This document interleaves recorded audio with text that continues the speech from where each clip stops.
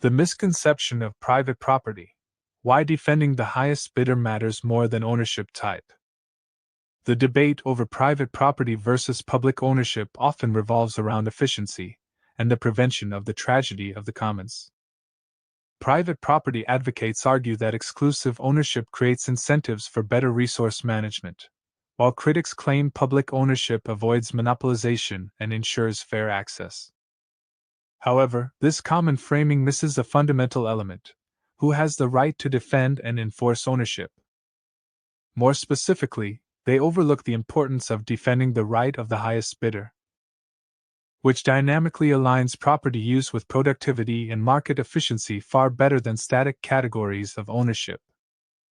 The traditional argument: private property versus public ownership. In classical economics and political philosophy, private property is praised for internalizing the costs and benefits of resource use, which supposedly prevents overuse and depletion common in public or common ownership. This argument rests on the notion that private owners bear the consequences of mismanagement, and therefore have strong incentives to steward resources responsibly. Conversely, public ownership is critiqued for diffusing responsibility, often leading to overuse, neglect, or bureaucratic inefficiencies, the tragedy of the commons. This narrative assumes that exclusive control automatically incentivizes good stewardship. The overlooked factor: defending the right of the highest bidder. What is largely missing from this discourse is the mechanism of enforcement and transferability of ownership rights. Traditional models assume property rights are fixed and defended based on historical claims or social norms. Yet, in practice, the efficiency of resource use depends critically on whether ownership is contestable, and whether the right to defend ownership corresponds to the highest economic value.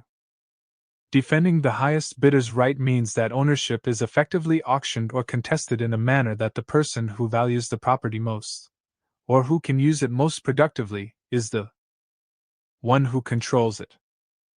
This dynamic mechanism contrasts with static private ownership, where property may be locked into the hands of owners who no longer use it productively.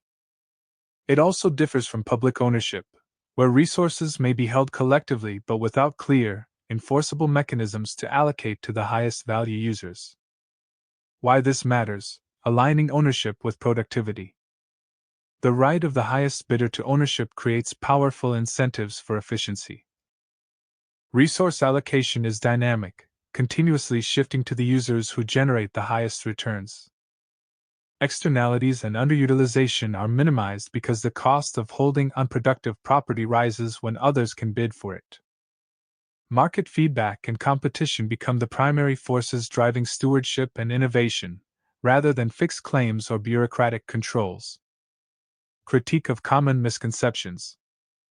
Common arguments for private property as inherently superior to public ownership often rely on static views that ignore the potential for capital hoarding under private property where owners do not maximize the resource's value, fail to address how defense of property rights can itself be misallocated, allowing non-productive owners to exclude more productive claimants, overlook how public ownership systems could, theoretically, be structured with mechanisms to approximate highest bidder enforcement, improving efficiency.